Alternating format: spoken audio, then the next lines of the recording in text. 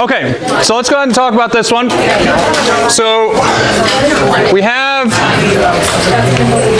our building here, and so this has like this lip that it has to clear. This is the 7 meters, and this is the 6 meters that constitutes the height of the roof. And what we want to do is we want to figure out what this initial velocity was. What is this V0 that we have here? We also know that this is some distance of 24 meters and that this is an angle of 53 degrees. Okay? So looking at our equations, we can kind of rule some of them out just by looking at them. So looking at the Vx equation, it actually doesn't tell us anything very interesting because the velocity in x is constant, right? So that just says there's no acceleration in x. This is just some constant velocity. The velocity in y equation we can't use either because we don't know what the final velocity in y is. We don't know when it gets over here how fast it's going down when it's directly above here. We also can't quite use our y equation for a similar reason because we don't know exactly how high it is above the wall. We know that it is above the wall, but not whether it's 5 meters or 10 meters or 1 meter. So we can't use any one of these equations to find this. So there's only one left, and that's the x of t equation. So let's write down our x of t equation in the form that we're going to use it here. So we have x of t is going to be equal to x0, but I'm setting my coordinate system to start where the ball is kicked, and so that term is 0. And then we have plus v0t, or sorry, v0x times t, plus 1/2 times the acceleration in x, but here we're saying the acceleration in x is equal to 0. And so this is the whole thing. X of t is equal to v0x times t. Now, what we're actually after here is what the speed of the ball is at this angle, not just the component in the x direction. And so what we want to say is we can draw some triangle here where this is v0, this is the angle of 53 degrees, this is v0x, this is v0y. And what we can do is we can say v0y is going to be equal to v0 sine of 50 degrees. So this is sine of 50 degrees, 53 degrees that is. And v0x is going to be equal to v0 cosine of 53 degrees. So what we can do is we can evaluate for this v0x, and so this is going to be v0 cosine of 53 times t. And what we're after in this equation, we know, I already plugged in the angle, but we know the angle. We know the time is going to be 2.2 seconds. We know the distance that this is going to cover horizontally is going to be this 24 meters. And so what we want to do is we want to rearrange this in terms of the velocity.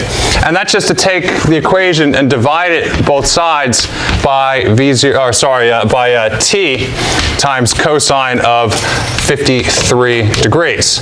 And so what we end up seeing is that v0 is going to be this distance, which is the 24 meters, divided by the time, which is 2.2, times cosine of 53.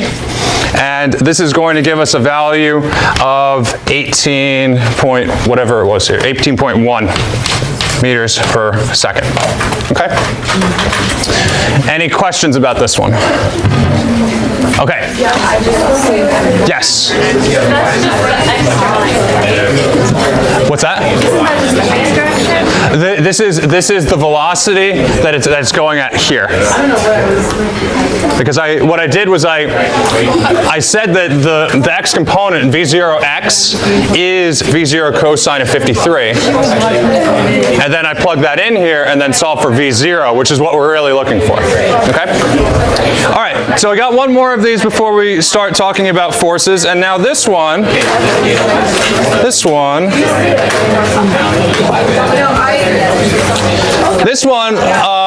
we want to find, I believe if I have the right slide, we want to find how high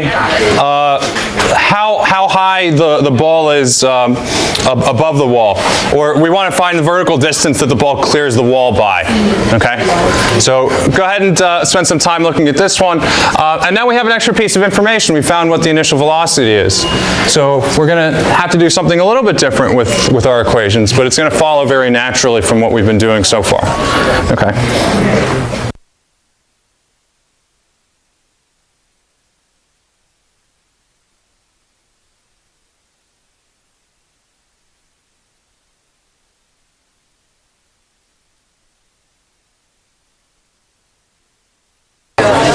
Okay, so let's talk about this one. So now we're interested in some vertical position. So because we're interested in the vertical position, we want to use the y of t equation. So when we're looking at the y of t equation, again, we can kind of reduce it based on the things that we know here. So we can say that y of t is going to be equal to, we're saying the initial height is going to be 0. We're going to have this v0y times t, and now the acceleration due to gravity is going to be negative 9.81 meters per second squared, and so the way I'm going to represent that is to say this is minus 1/2 gt squared. Okay, now we don't know explicitly what v naught y is, but we have this triangle here that I erased. So this is 53 degrees, this is v0, this is v0y, and so this is going to be equal to v0 sine of v0 sine of 53. Okay, so we can plug in all the things that we know here. So this is going to be 18.1 meters per second times sine of 53 times 2.2 seconds minus 1/2 9.81 meters per second squared, and because I'm running out of room, we're tacking in a 2.2 seconds squared. Okay. Now, when we do that, we're going to end up finding a value of 8.2 meters.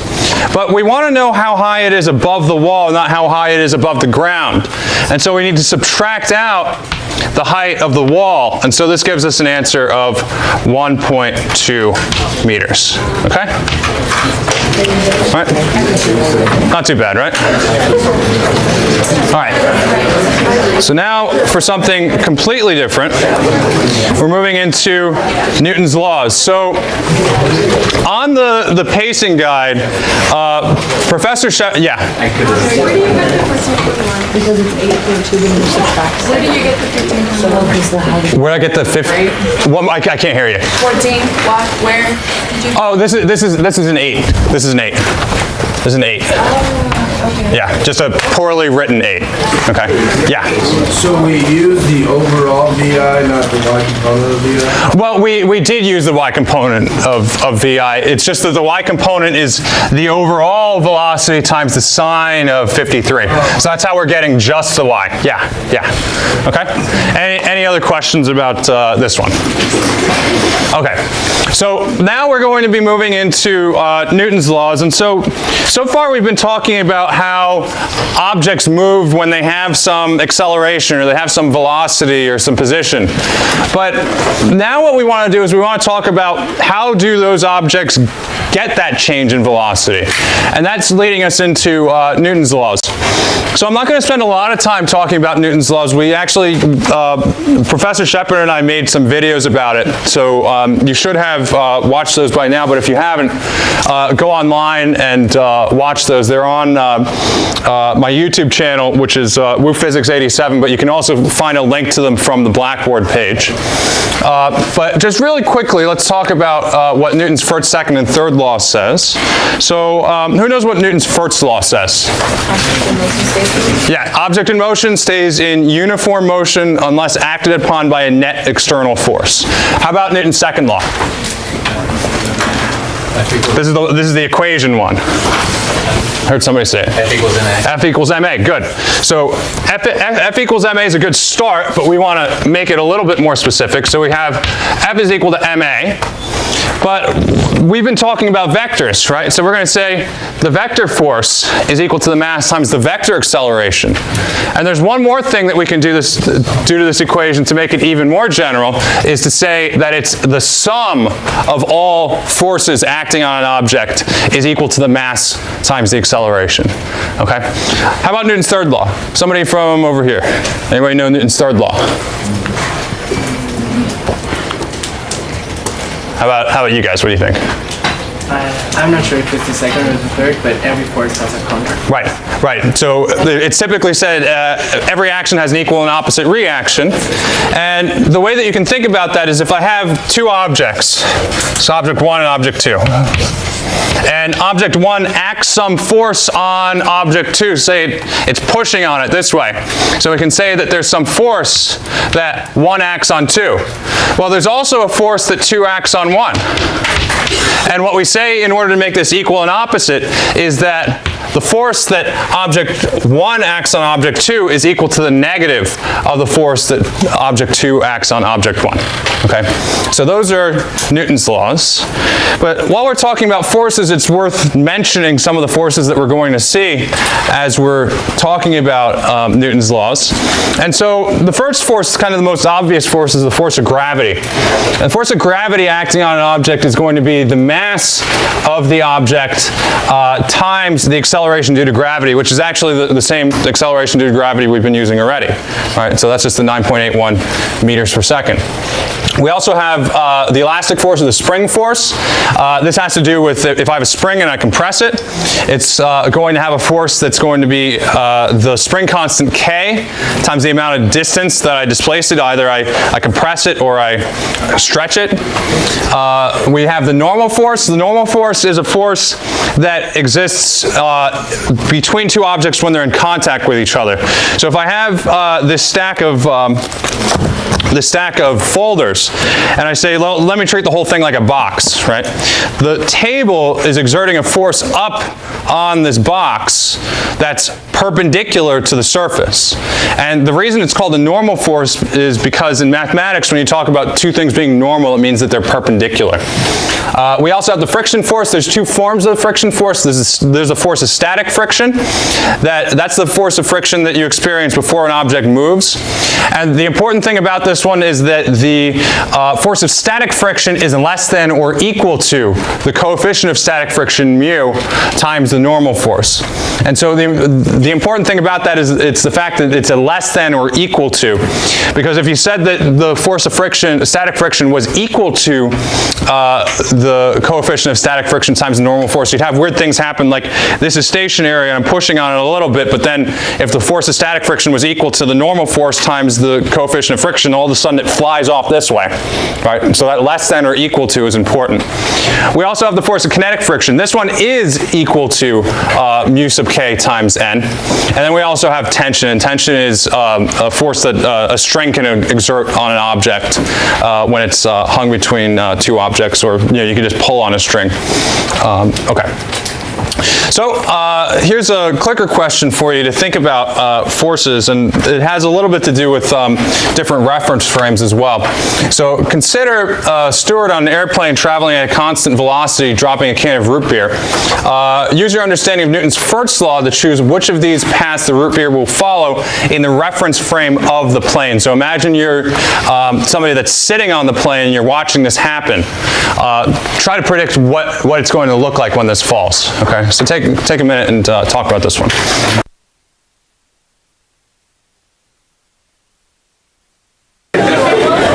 Okay, so let's go ahead and talk about this one. What did we say? We said D. Why D? Yeah, because it just falls straight down. So the way that you can think about this is the plane is moving at some constant velocity. There's no force in the x direction. There's only a force in the y direction. And the force in the y direction is the force of gravity, so this should just fall straight down. Okay? Let's look at another one. Okay, so this one requires a little bit more thought, but what we have here is we have two blocks stacked on top of each other. The surface between block A and block B is frictionless. Block B is pushed to the right and accelerates in that direction. Which statement accurately describes the motion of box A? Okay, go ahead and talk about this one for a little bit.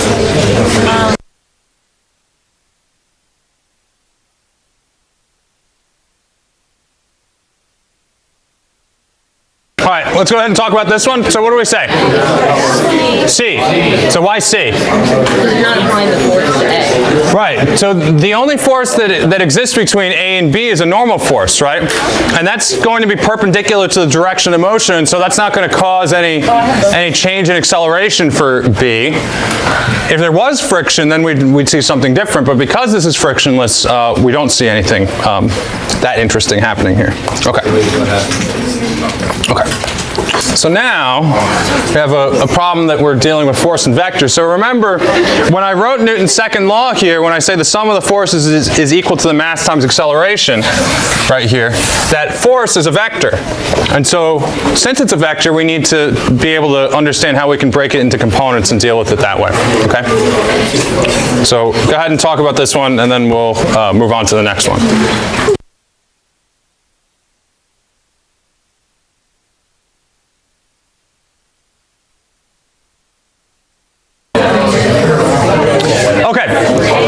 Let's go ahead and talk about this one. So what we're given here is the acceleration vector for some object that has a mass of 3 kilograms. So we're told that the acceleration A vector, is going to be equal to 2 I hat plus 5 j hat.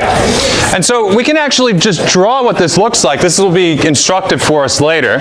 So what this says, when I have this amount 2 times the I hat, that's how much you're going out in the x direction. And then the 5 times the j hat tells me how much I'm going up in the y direction.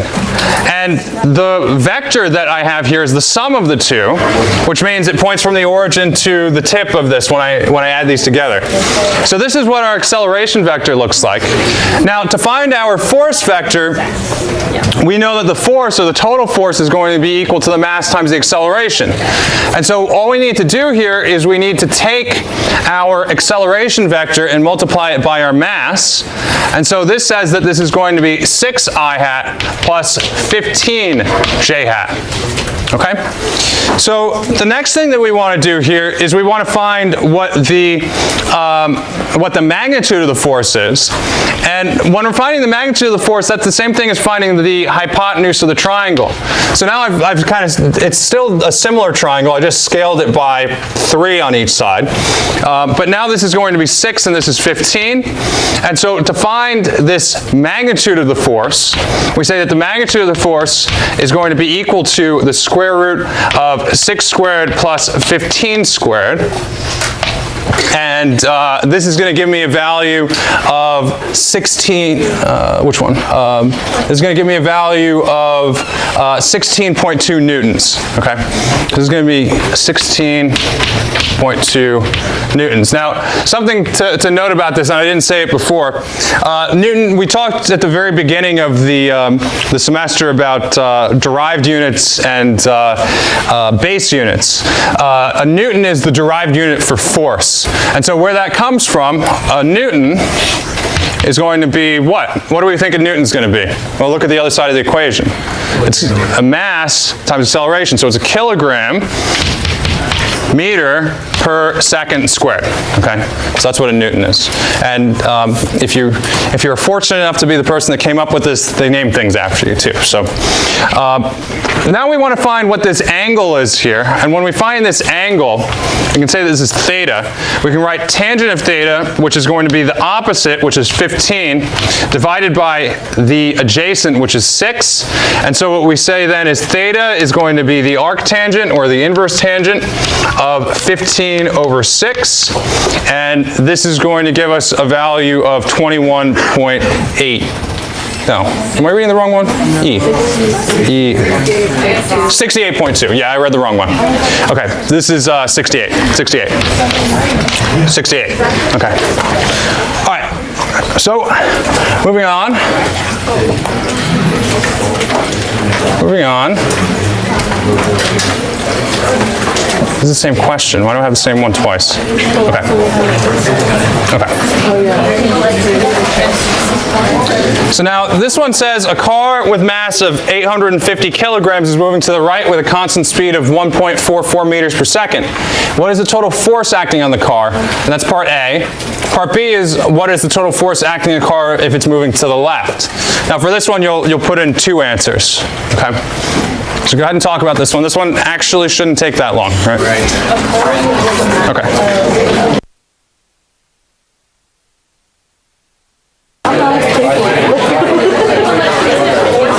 Okay. So let's talk about this one quickly. So we have this parent and child that are on an ice rink. And because I'm so good at drawing, you can tell that this is the parent and the child, the small one. And they're pushing off of each other. So they're each going to exert a force on one another. How are those forces going to relate to each other? Identical magnitudes. They're identical in magnitudes and opposite in direction, right? This is Newton's third law. Now, that seems a little bit strange when you think about it, because what you say is, I can observe what's going to happen here. If these push off and then go for a little while, the child is going to go a lot further than, I don't know how many arms and legs this person has, but apparently they have a lot. The child's going to go a lot further than the parent does.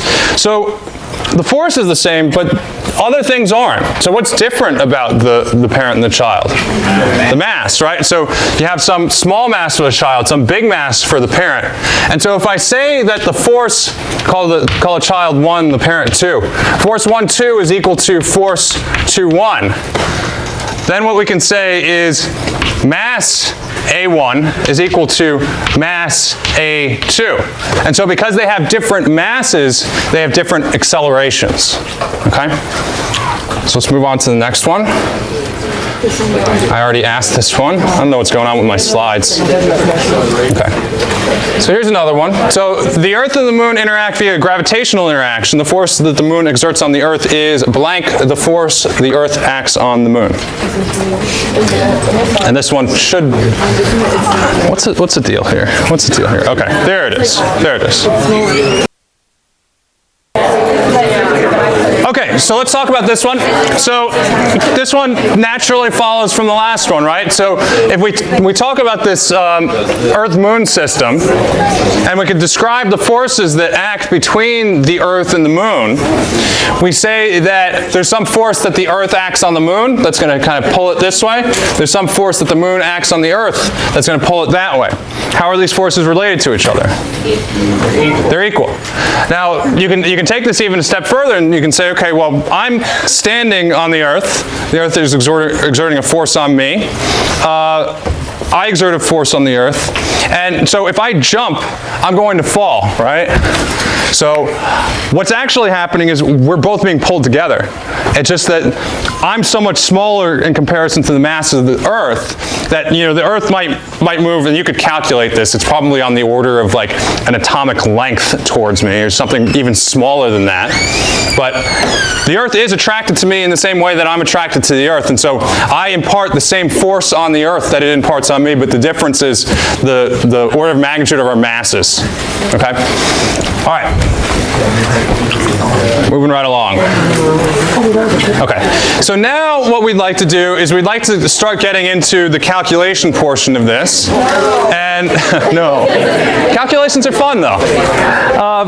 So what we want to do to kind of work into the calculations is to learn about how we can draw what are called Freebody diagrams. And so what I'm going to do is I'm going to demo the first one, and then I want you guys to do the second two.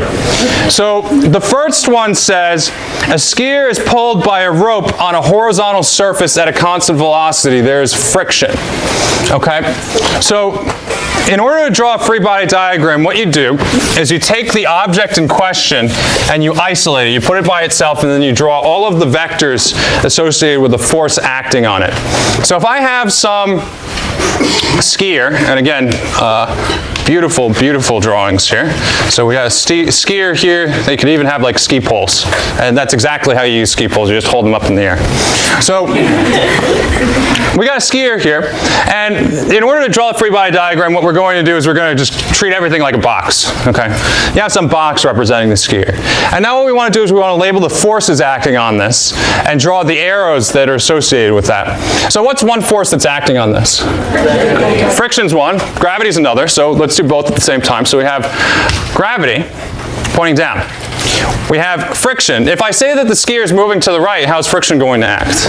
To the left. So we have some force of friction going this way. Yeah, the normal force, right? Normal force. There's one more. The rope, right? So I have the rope that's pulling here. We can call that some tension, okay? So, and we could go further in this and do the calculation, but what we see here, what has to be true if this is moving at a constant velocity?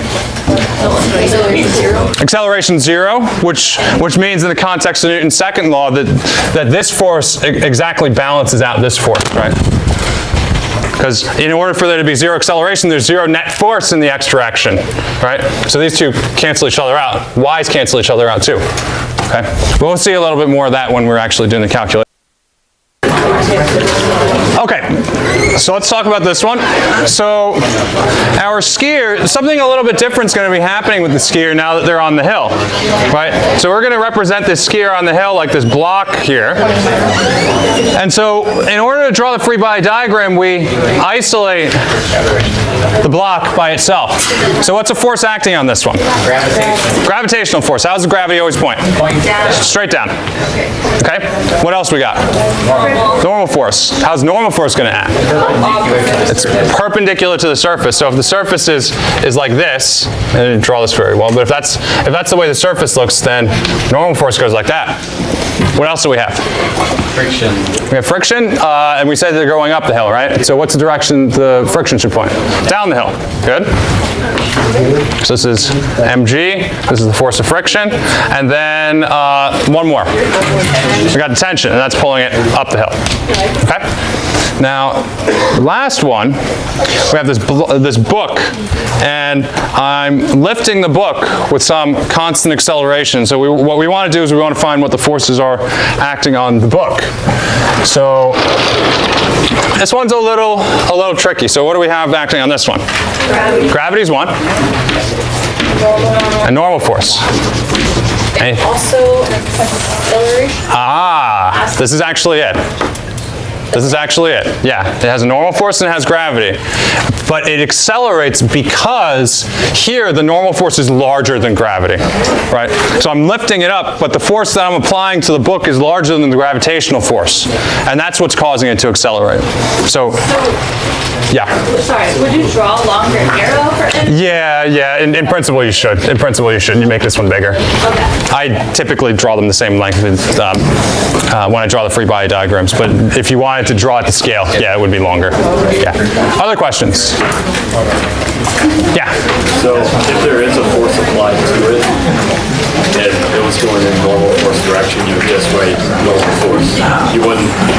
It kind of depends. I would call this normal force because it's in contact with my hand, and so the force is normal to my hand. So I would call that a normal force. But sometimes you'll have situations where like you're applying a force to something, and then you call this like some F sub A. It's just some force that's applied to it. And I could have said the same thing here, but I called it a normal force because it's in contact with my hand. Okay. All right. It's not in contact with anything? It's not a normal force? If it's not in contact with anything, it's not a normal force. Well, I mean, there are other forces that you can have that we don't talk talk about in this class, like an electrostatic force and magnetic force. So I don't want to say these are the only forces that we have, and that's it. There are other ones, and it's a little bit of just notation for how you're describing these.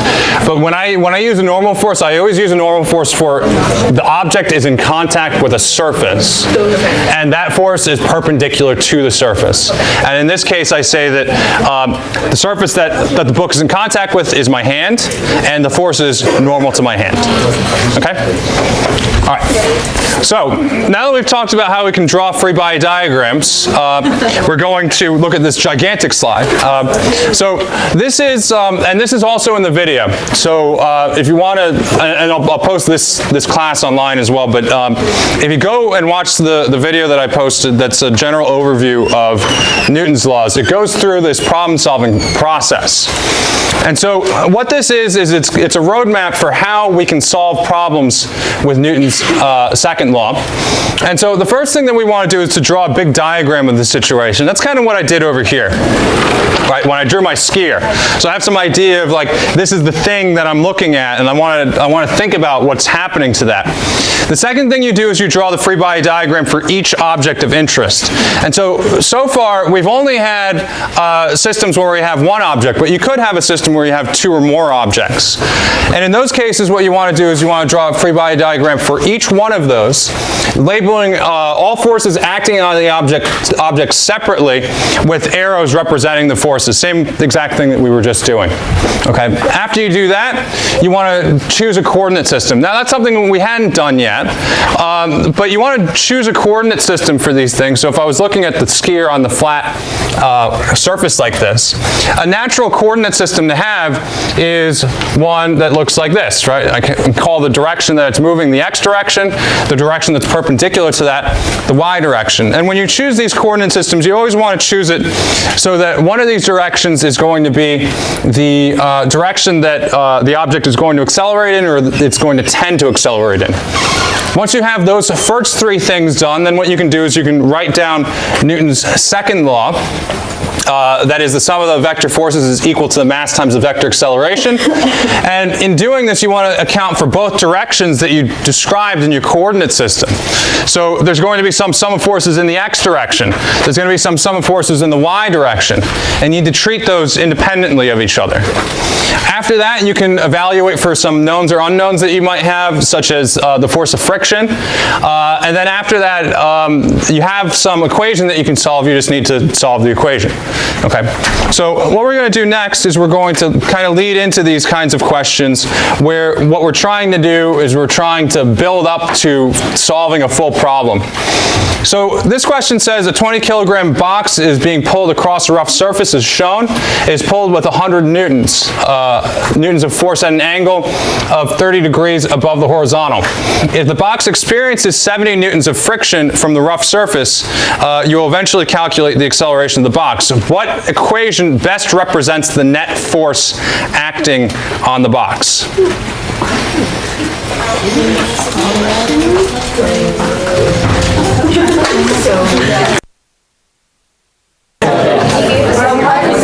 Okay, so let's see what we have here. So, looking at this situation here, what's the direction that this is going to move? It's going to move in the x direction. So what then can we say about the acceleration in the y direction? It's zero, right? So if it doesn't move in the y direction, the acceleration is zero, which also means the sum of the forces in the y direction is zero. So although we have some normal force, some pull force that's up, some gravitational force, we actually don't care about those because nothing really that interesting is going to happen in the y direction.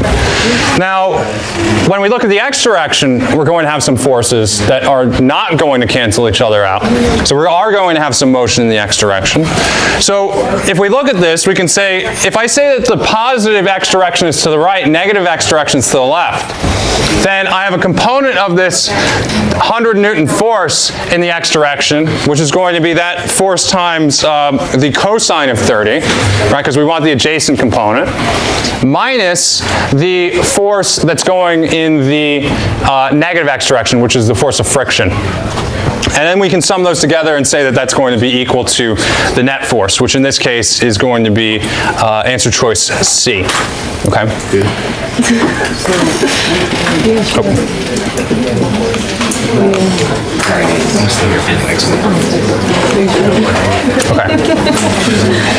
Now what we want to do is we want to ask ourselves, and I did answer this a little bit already, but make sure that you understand it. What is the net force in the y direction?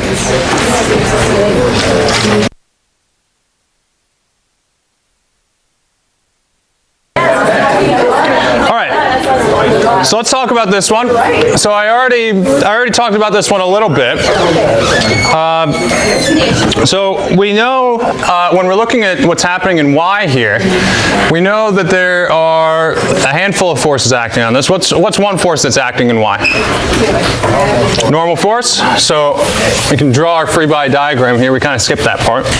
So we have Freebody diagram. We got a normal force. What's another one? Gravity. mg. What else? We have this tension, or this pulling force that we have here, which I think in the notation they're using here, it's F sub p. But you could call it tension if you wanted to. So we want to find what the sum of the forces in the y direction is, which is really to say some force y is equal to something. And we're going to define our coordinate system like this: positive x, positive y. Okay? So now when we're doing this, what's the direction of the normal force relative to the coordinate system I have? Y. It's going to be in the y direction, the plus y direction. So this is going to be plus n. How about gravity? It's positive or negative? Negative. So this is minus mg. How about the pulling force? It's positive. But we also have to take into consideration here that it's pulled at some angle here. We told what the angle is? We're told 30 degrees. So this is 30 degrees. So this is pulling up. So it's pulling in the y direction, not the minus y direction. And so this is going to be plus f times sine of theta, sine of 30, or this is f sub p, okay? And this is equal to the net force, but we know here that this, this block is not going to leave the surface that it's pulled on, and so because of that we say the acceleration is 0. If the acceleration is 0, the net force is 0.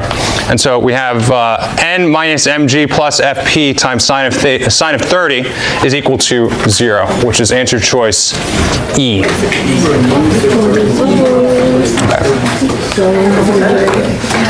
So now what we'd like to do, based off of the things that we've done so far, is to calculate what the acceleration of the block is. Okay? All right.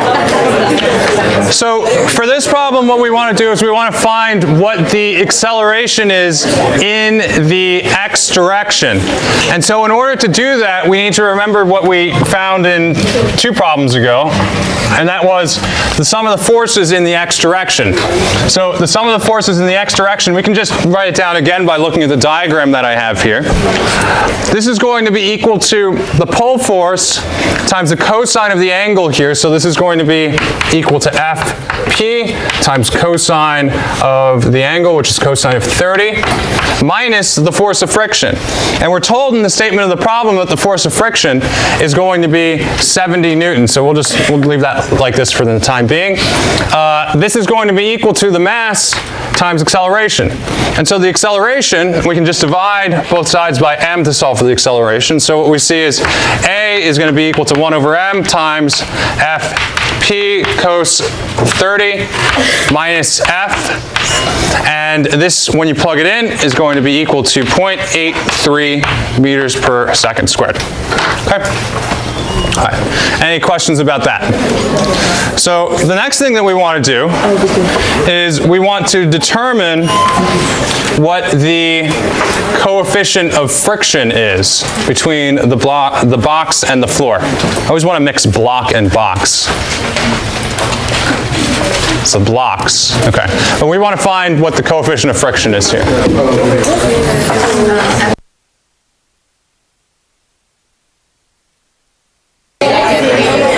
Okay, So let's talk about this one, and then I'll let you guys go a little early today because we don't really have time for another one. So for this problem, we want to find what the force of, or the coefficient of friction is, right? And so we remember from one of the previous questions that we had that we had this equation for the sum of forces in the y direction. So sum of forces in y is going to be equal to n minus mg plus fp sine of theta. And this is important because we're going to need the normal force. Because we know the force of kinetic friction is going to be equal to the coefficient of friction, mu sub k, times the normal force. So if we want to find mu sub k, we take the force of kinetic friction and divide it by the normal force. And so mu sub k is going to be equal to f sub k divided by n. And when we solve this for the coefficient of kinetic friction, we end up finding that this is about 0.47, I believe. Okay? So that's going to be it for us today. Make sure that you turn in your packets up front.